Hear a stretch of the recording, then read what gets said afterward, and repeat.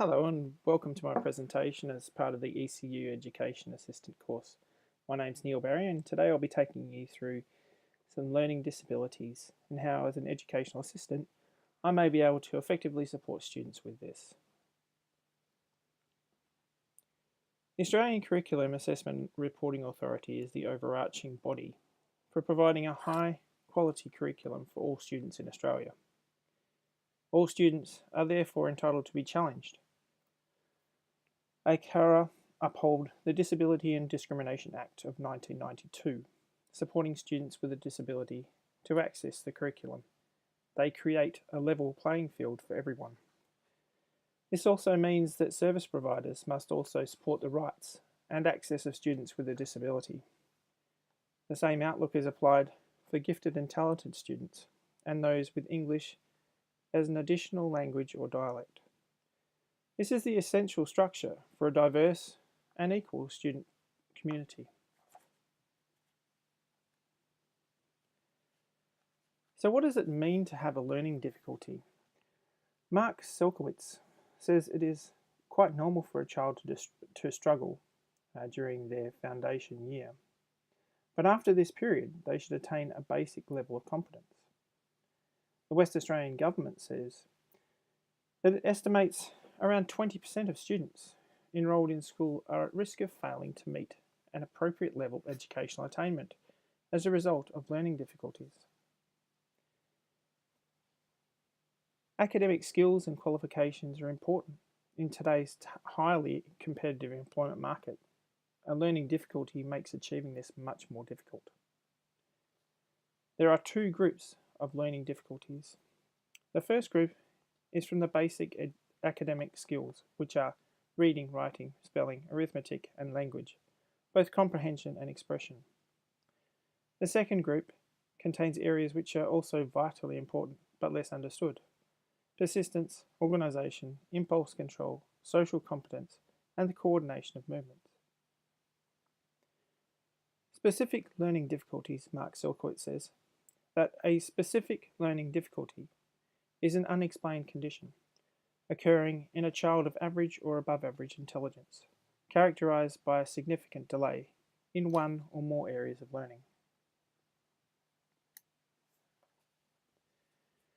Some examples of learning difficulties are dyslexia, which is a specific learning difficulty that is neurological in origin. It is characterized by difficulties with accurate and/or fluent word recognition and by poor spelling and decoding abilities. Dysgraphia can appear as difficulties with spelling, poor handwriting, and trouble putting thoughts on paper. Dysgraphia can be a language-based and/or non-language-based disorder. There is a link here to a video from Katherine Chloe Cahoon, who talks about her struggle with learning difficulties and how this could have negatively limited her future. As Katherine shows in the video, she reverses her words and when trying to read, gets them mixed up. But she got support at the right time and it helped her succeed. She still struggles, but seems to have managed this difficulty. Dyscalculia is a term referring to a wide range of lifelong learning disabilities involving maths. Dyscalculia is rarely identified early. The main predictors include lacking effective counting strategies, poor fluency in identification of numbers, inability to add simple single-digit numbers mentally, and limitations in working memory capacity. Dyspraxia is a learning disability centered on the ability to carry out sequences of coordinated motor activity and the planning and execution of tasks. It is associated with problems of perception, language, and thought. There is a second video from Krystal Bella Shaw. She describes dyspraxia and her struggles with it. In finding this video, there are a lot of other videos which refer to her for her helpful suggestions and information. Okay, all done. You've made it to the cat. We're probably halfway through. Keep going. I've found a gratuitous cat picture and something for the guys helps in presentations to break up the information a little bit. The cat is for the ladies. Okay, so we know some examples of learning disabilities and difficulties now, but what should we do with them? Remediation strategies are to help. We use multisensory techniques. These have been shown to engage students with multiple senses. The pairing of audio and visual stimulus has been proven to work. Experiential learning has also been shown to help students with learning difficulties.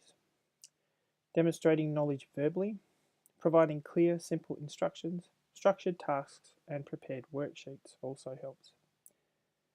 We must consider the correct amount of homework if we're going to set homework, because for students with learning difficulties it could take much longer.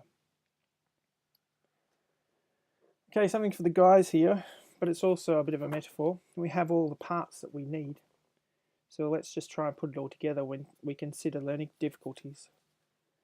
Let's try an example of a student who may have an attention and concentration difficulty.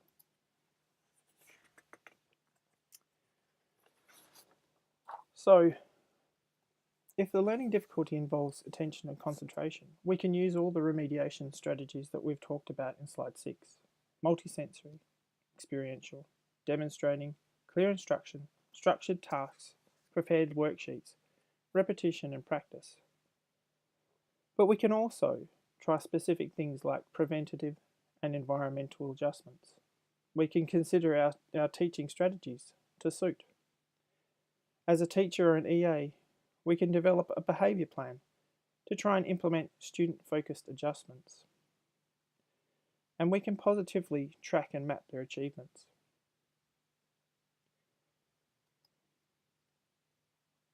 If you'd like to know more about how to help students with learning difficulties, information can be found through ACARA, or Department of Education and Training. If you'd like to read more about the law, policies and articles around learning difficulties, there's a number of websites here. Federal Discrimination Law, which supports people with disabilities. Higher Education Funding, which puts in place the funding for remediation strategies. There's an article on disability and the Australian experience. Here are also some websites for key services. The DSF website's excellent source of information. And there are further resources here for disability practitioners and organisations. Thank you very much for listening to my presentation.